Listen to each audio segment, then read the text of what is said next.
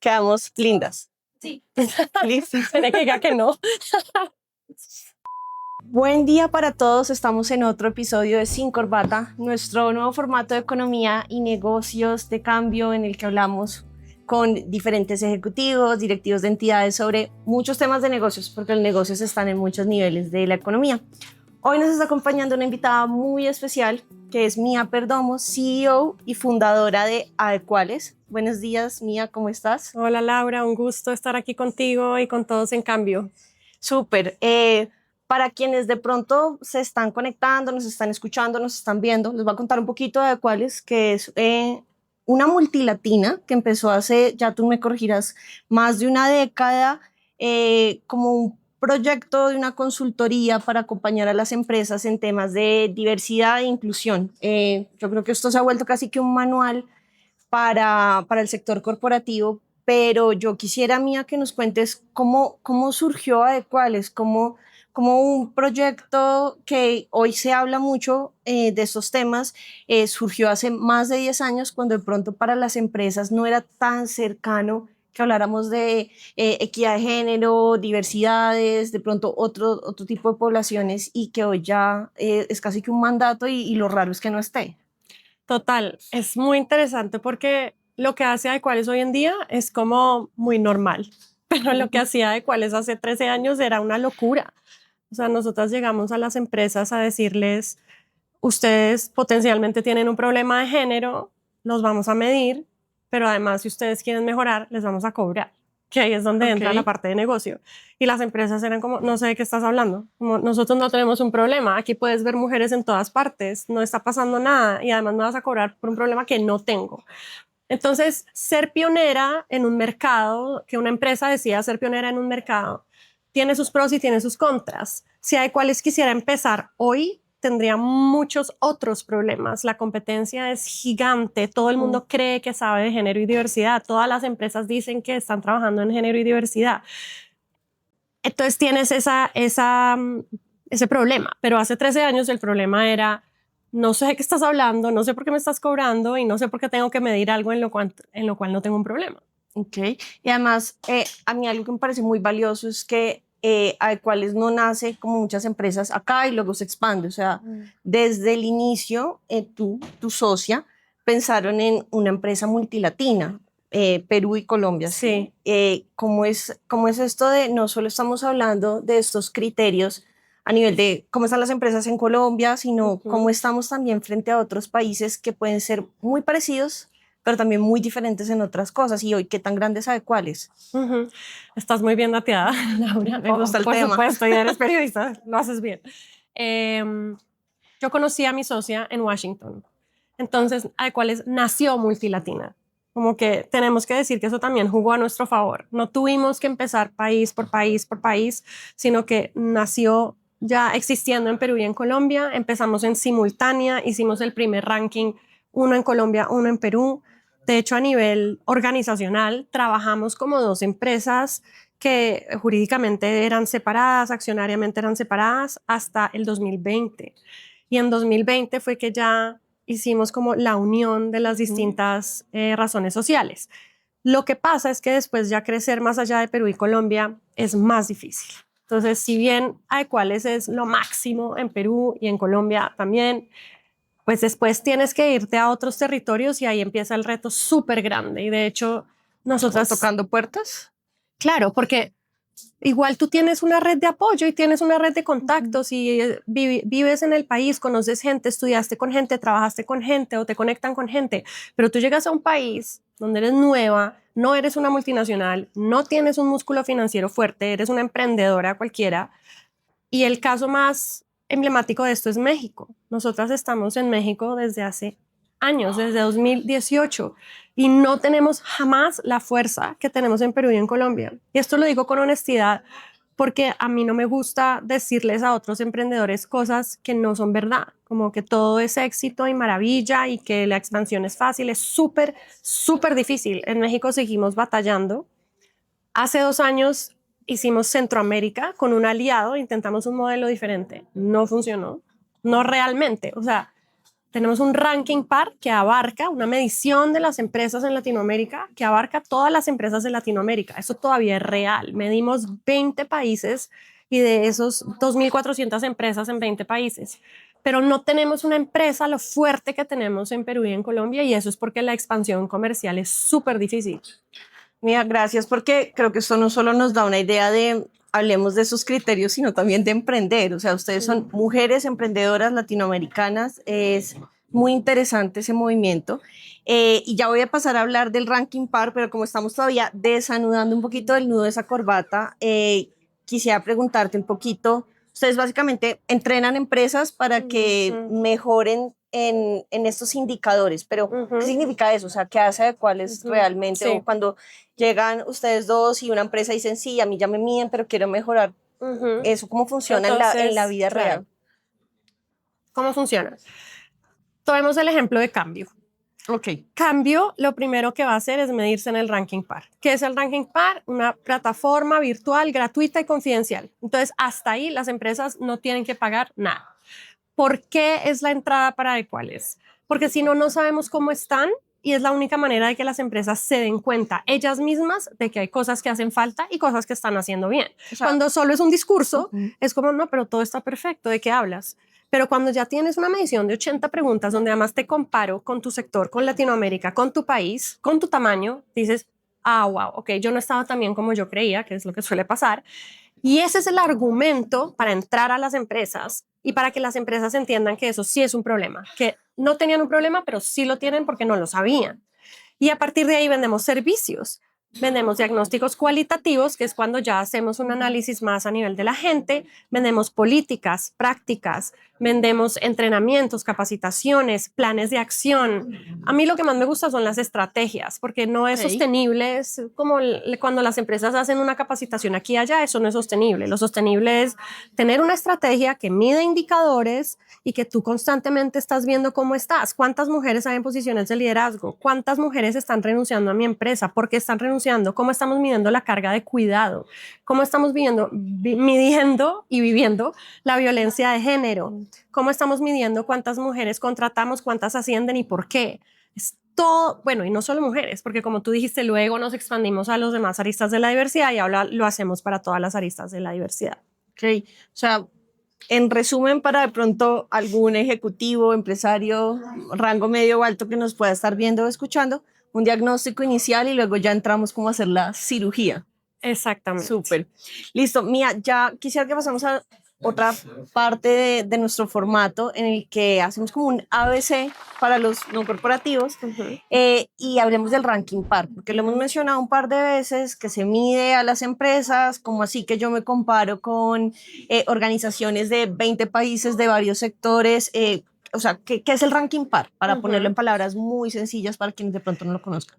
Es una cosa muy simple que se volvió algo grande, pero sigue siendo simple. ¿Cómo estoy en equidad de género y diversidad? Abro un cuestionario virtual, contesto unas preguntas que son cuantitativas, no tienes que ir a preguntarle a nadie nada de qué piensa, ni nada, ni qué siente todavía.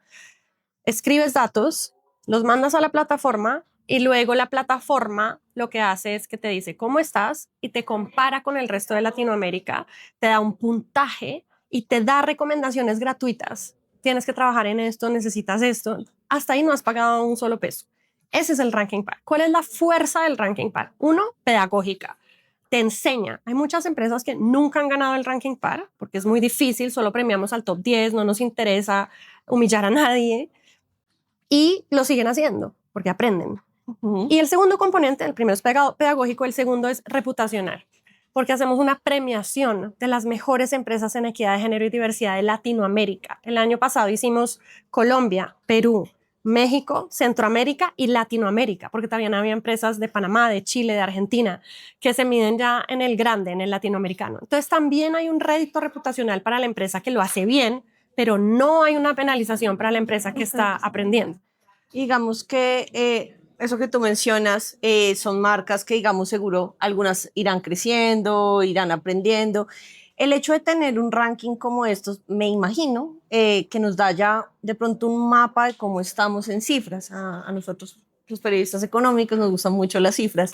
Y no sé si me puedes contar un poquito, ya eso que hablabas de no es solo participación, sino también cómo estamos ya de pronto en esa escalera, cómo estamos en la región, o qué les dice el ranking par de qué tanto está la participación femenina en las empresas y qué tanto esa participación no se queda pronto en un rango operativo, Exacto. administrativo, sino ya es la gerencia, por ejemplo. Mira, en buenas noticias sí hemos mejorado. Llevamos 12 años midiendo a las empresas en Latinoamérica y los puntajes sí van en ascenso. Una empresa normalmente mejora en el ranking todos los años, así no reciba consultoría, porque ya aprendió, ya entendió. Entonces, sí hemos mejorado en número de mujeres en posiciones de liderazgo, sí hemos mejorado en número de mujeres CEOs, sí hemos mejorado en número de mujeres en juntas directivas, pero sigue siendo bajito. De hecho, el país que mejor lo hace es Colombia, que tenemos ya 35% de mujeres en posiciones de liderazgo de las empresas que se miden en el ranking PAR. Somos el que mejor va y tenemos 35%. No, pues sí, exacto. Entonces, depende de con quién te compares. Sí. Pero en todos los indicadores a Colombia siempre le va súper bien, porque en Colombia es normal que las mujeres trabajen y que quieran ascender y que su entorno les permita eso. A la mayoría, ¿no? Porque también sabemos que hay muchas mujeres vulnerables que sus parejas no las dejan trabajar, las violentan, etc. Imagino que no en todos los sectores también será igual, ¿no? Sectores de la economía, dices tú. Tiene, en mi entendimiento, tiene más que ver con el nivel educativo y el nivel de vulnerabilidad. Eso nos da para otra larga conversación. Ahora, sí hay un factor sector que es cuáles sectores están más masculinizados. En eso tú tienes razón. El sector minería, el sector petróleo, otros sectores, sobre todo de fábrica, técnicos, son muy masculinizados y es más difícil para una mujer llegar a una posición de liderazgo. Sí, hay más machismo. Pero igual las que están en la base van a sufrir los mismos problemas que sufren todas las que están en la base en cualquier sector. ¿Sí me entiendes? Se cruzan ambas variables. Ok.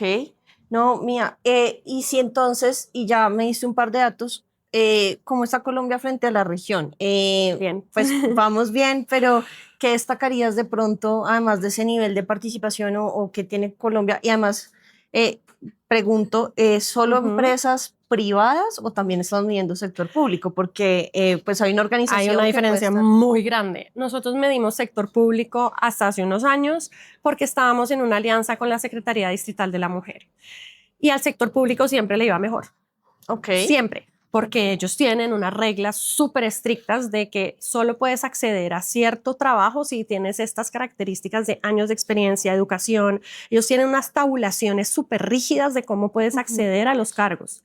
Otra cosa son los de arriba de libre remoción, de nombramiento y remoción. Ahí sí no hay equidad de género. Abajo sí, por obligación, en salario, en capacidades, en todo. Entonces, dejamos de medir al sector público por una razón muy simple, y es que la Secretaría de la Mujer en Bogotá empezó a tener su propia medición de lo público, y hoy en día medimos en el sector privado, pero cualquier organización se puede medir, cualquiera. De hecho, se miden ONGs, fundaciones, universidades, simplemente que el cuestionario ya no está diseñado para el sector público.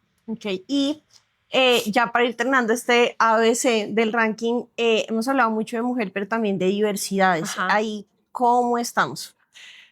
Eso es otro planeta. Entonces, si eres mujer y eres afro, muy duro. Si eres mujer y eres LGBT, muy duro. Si eres mujer y eres discapacitada, muy duro. Los niveles de mujeres afro disminuyen radicalmente en las empresas cuando entramos a mirar, porque además ni siquiera los miden.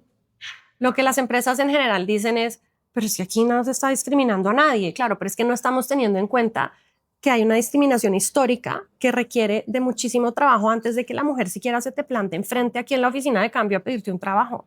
O sea, de ahí para atrás hay millones de cosas que le van a pasar, que le van a impedir llegar a esta oficina a pedirte siquiera una entrevista. Entonces, es muy complicado en este país ser afro, ser indígena, ser discapacitado, ser LGBTIQ. Depende de qué letra de LGBTIQ, por supuesto. Hay unas letras que son más fáciles. Las personas que son homosexuales per se, pues normalmente como que eso está más aceptado, más entendido, pero si te vas más hacia allá en términos trans, queer, mucho más complicado. Las empresas no lo están midiendo, que es lo primero que hay que hacer para saber qué necesita esa población y por qué no está siendo incluido. No, y qué importante es, porque eso es hoy una discusión también muy pública, pero traerlo a entornos privados y ponerlo con medición para ver no solo cómo está esa participación, sino también la inclusión. Mira, Exacto. voy a irme a otra actividad que tenemos acá en Sin Corbata y te voy a Ujú, pedir un aporte que le pedimos a ujú. todos nuestros invitados para nuestra alcancía, nuestro cerdito de cambio. Y me gustaría que nos dejes un mensaje. El Ok. aporte no es económico ni mucho menos, sino apórtanos una idea que tú Ok. creas que para quien nos está escuchando, quien nos está viendo, pues puede ser clave de pronto para mejorar en materia de diversidad e inclusión en sus organizaciones. Ujú. Entonces te agradezco si nos puedes dejar ¿Lo acá. escribo o Sí, lo digo? escríbelo. Y si quieres lo podemos leer, ahí te dejo.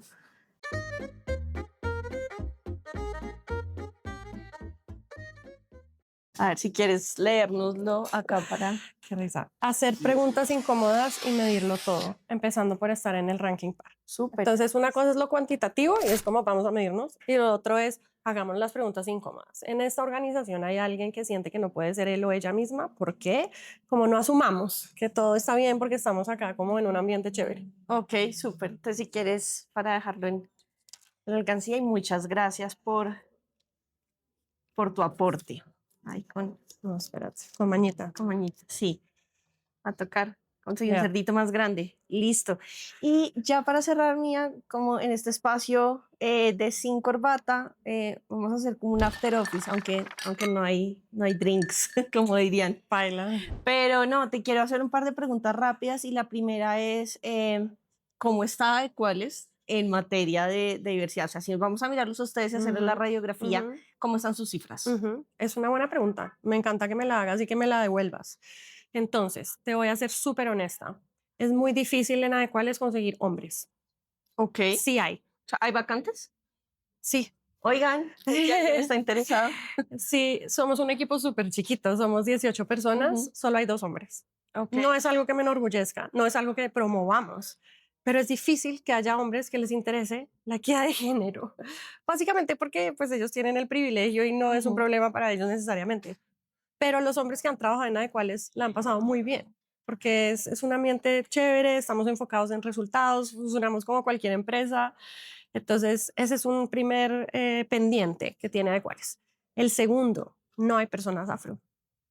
Ok.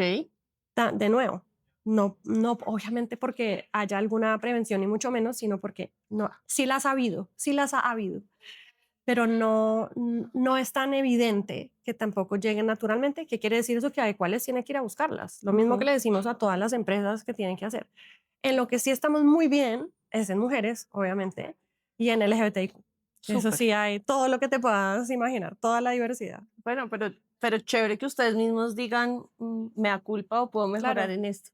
Te pregunto también, en este escenario en el que estamos ahorita, en que en diferentes discusiones públicas y se está hablando de pronto desde unas visiones más conservadoras, Mm, ustedes que vienen haciendo una medición desde hace varios años, ¿sienten que se puede dar un retroceso de pronto en estos indicadores o que podemos, ya que estamos en este entorno en el que está cambiando también un poco, como yo hablo ahorita, lo público a lo privado?